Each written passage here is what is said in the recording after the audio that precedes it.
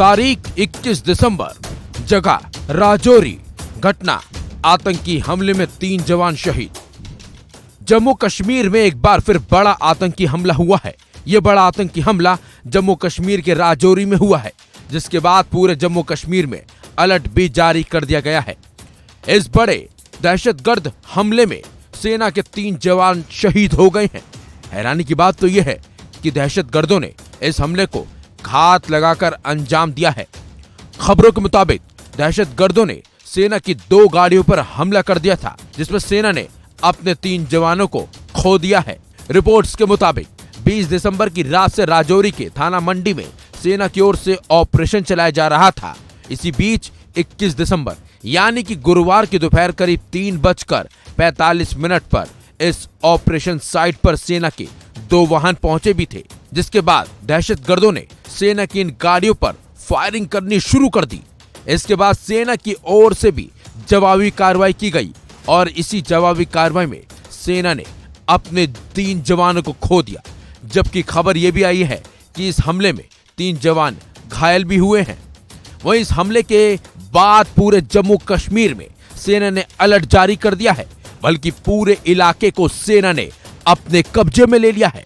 और तो और पूरे इलाके में सेना चेकिंग अभियान चला रही है और दहशतगर्दों की तलाश की जा रही है।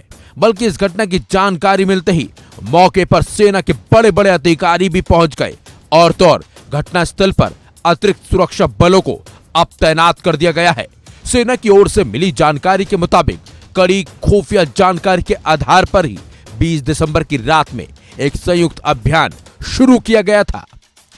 वहीं इंडियन एक्सप्रेस के मुताबिक एक जिप्सी और एक मिनी ट्रक सहित सेना के 2 वाहन सुरनकोट के बुफलियाज से राजौरी के थाना मंडी की तरफ जा रहे थे।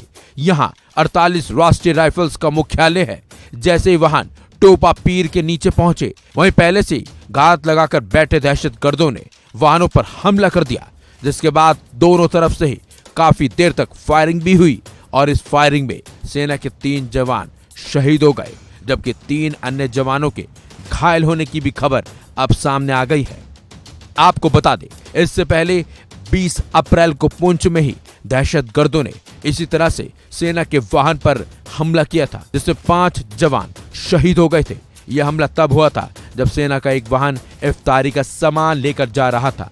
इस दौरान घात लगाए बैठे दहशतगर्दों ने भारी बारिश का फायदा उठाते हुए वाहन पर गोलीबारी की थी, जिससे वाहन में आग भी लग गई थी। फिलहाल अब सेना के जवान दहशतगर्दों की तलाश कर रहे हैं और उन दहशतगर्दों को तलाश रहे हैं जिन्होंने सेना के 3 जवानों की जान ले ली, और उम्मीद है कि जल्दी इन दहशतगर्दों का भी अंत होगा।